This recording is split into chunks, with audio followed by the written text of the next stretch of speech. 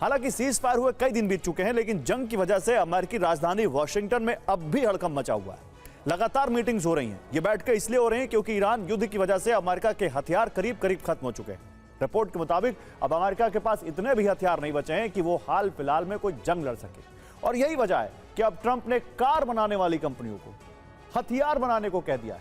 जो आपके लिए कार बना रही थी, जो गाड़ियां बना रही थी, वो अब वहां पर हथियार बनाएगी, बॉम्ब बनाएगी, गोला बारूद बनाएगी।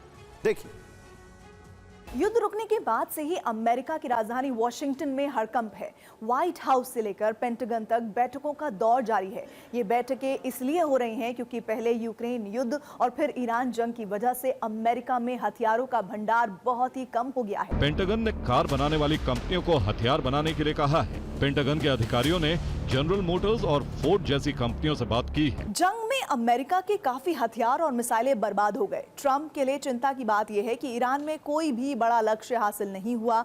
अलबत्ता बारूद का जखीरा जरूर खत्म हो गया। अब हथियारों की यही कमी पेंटागन को अंदर खाने खाई जा रही है। ईरान से जो ट्रंप ने युद्ध लड़ा, उससे अमेरिका को एक नहीं बल्कि कई नुकसान हुए।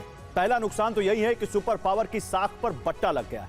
अमेरिका जो दूसरे देशों को सिक्योरिटी गारंटी देने की बात करता था, उसकी पोल खुल चुकी है। अमेरिका से अरब देशों का विश्वास टूट गया है। अरब देशों को पता चल गया है कि अमेरिकी सेना या उसके हथियार उनकी सुरक्षा नहीं कर सकते। इस जंग की वजह से अमेरिकी सेना की कमजोरी भी सामने आ गई है। युद्ध में कई घातक अमेरिकी हथियार नष्ट हो गए। इतना ही नहीं, जंग की वजह से अमेरिका को अरबों रुपयों का नुकसान हुआ है। अमेरिका के पास जो मिसाइलों का भंडार था, वो भी खत्म हो चुका है। जंग की वजह से अमेरिका में महंगाई का ग्राफ लगातार बढ़ता जा रहा है। जंग के शुरुआती 16 दिनों में अमेरिका ने 11,294 बम और मिसाइलें दागी। इनकी कीमत 2,42,440 करोड़ रुपए थी। 28 फरवरी को अमेरिका और इजराइल के हमले से ईरान युद्ध शुरू हुआ। अमेरिका 21 मार्च तक ईरान पर हमले करता रहा। 22 मार्च को ट्रंप ने एक तरफा हमले रोकने का ऐलान किया।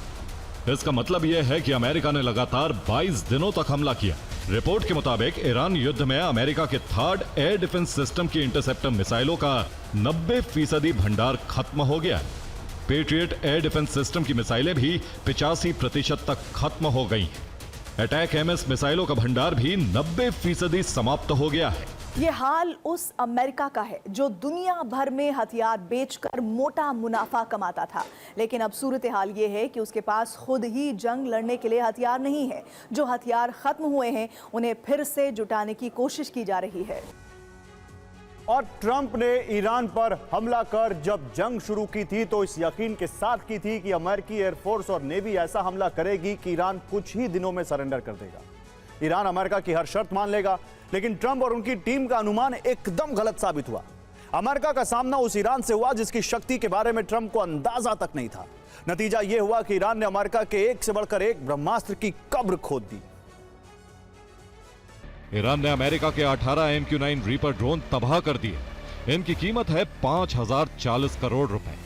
अमेरिका के 8 KC-135 एयरक्राफ्ट बर्बाद हो गए। इनकी कीमत है 2,960 करोड़ रुपए। ट्रंप के 5 F-15 ढेर हो गए। इन चारों फाइटर जेट की कीमत 4,175 करोड़ रुपए है। ईरान ने अमेरिका के एक F-35 लड़ाकू विमान को जला दिया। इसकी कीमत 1,020 करोड़ रुपए है। अमेरिका के 2 F-16 का भी दहन हुआ। दोनों F-16 की कीमत 1,300 करोड़ रुपए है। 700 करोड़ रुपए का अमेरिकी F-18, 800 करोड़ रुपए के 4 हेलीकॉप्टर और 200 करोड़ रुपए का A-10 फाइटर जेट भी जल चुका है। अमेरिका के 4 थर्ड एयर डिफेंस सिस्टम भी तबाह हो चुके हैं। इन चारों थर्ड की कीमत है 80,000 करोड़ रुपए। यानी ईरानी हमले में अमेरिका के करीब 1 लाख करोड़ के हथियार तबाह हो चुके हैं।